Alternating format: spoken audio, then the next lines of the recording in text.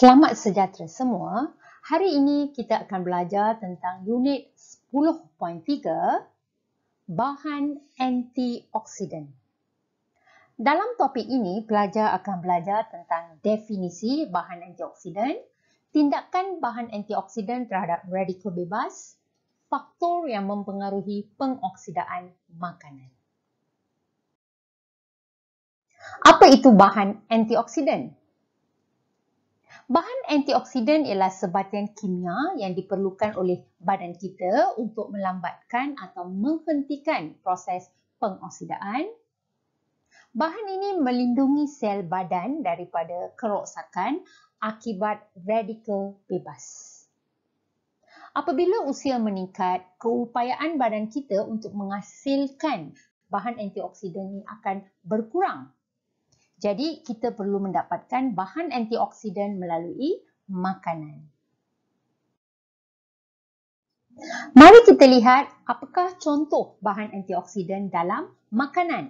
Yang pertama, beta-karotena yang ditemui dalam makanan yang berwarna merah, kuning atau jingga, lutein yang terdapat dalam sayur-sayuran berdaun hijau, likopena yang terdapat dalam buah-buahan sekar, vitamin C yang dikenali sebagai asid ascorbic yang terdapat dalam buah-buahan sitrus dan sayur-sayuran, vitamin E yang dikenali sebagai alpha tocopherol yang terdapat dalam minyak dan kekacang. Mari kita lihat apakah tindakan bahan oksidan ini terhadap radikal bebas. Ini adalah satu atom yang stabil. Atom yang stabil kehilangan elektron untuk membentuk radikal bebas disebabkan oleh faktor luaran dan juga faktor dalaman. Bahan antioksidan yang kita lihat tadi cenderung untuk mengalami proses pengoksidaan dengan menderma elektron kepada radikal bebas yang terbentuk tadi yang menyebabkan sebatian yang lebih stabil terhasil dan seterusnya menghentikan proses pengoksidaan.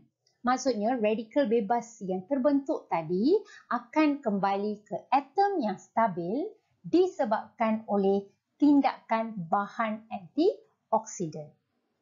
Jadi, pengambilan bahan antioksidan di dalam pemakanan kita adalah sangat penting. Seterusnya, mari kita lihat kenapa buah apel menjadi perang apabila dibiarkan terdedah kepada udara. Ini adalah kerana apel mengandungi enzim yang disebut polyphenol oxidase ataupun PPO. Apabila kita memotong apel, PPO ini bertindak balas dengan oksigen yang terdapat di dalam udara. Tindak balas kimia antara PPO dan oksigen adalah suatu proses pengoksidaan yang menghasilkan melanin dan memberikan warna perang kepada apel. Jadi, bagaimanakah proses pengoksidaan sebegini boleh dilambatkan di dalam makanan? Contohnya, kita boleh gunakan jus limau. Jus limau mengandungi asid ascorbic atau vitamin C. Asid ascorbic akan bertindak balas dengan oksigen sebelum oksigen bertindak balas dengan enzim dalam apel. Jadi, asid ascorbic akan mengelakkan apel menjadi keperangan sehingga semua asid habis. Seterusnya, kita juga boleh menggunakan air garam dan juga gula di mana ianya menghalang pengoksidaan irisan apel kerana ia mengelilingi sel apel dengan persekitaran yang lebih masin atau manis daripada bahagian dalam sel. Air akan bergerak keluar sel melalui osmosis dalam usaha menyamakan kepekatan garam dan gula dan air di dalam dan di luar sel.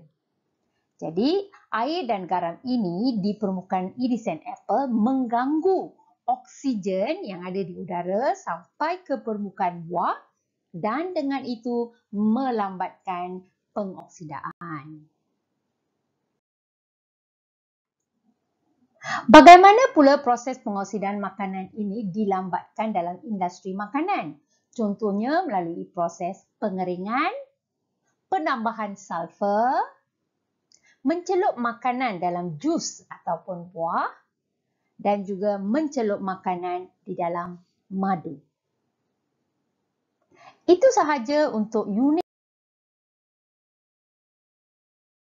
10.3 berkaitan dengan bahan antioksidan. Sekian, terima kasih dan jumpa lagi.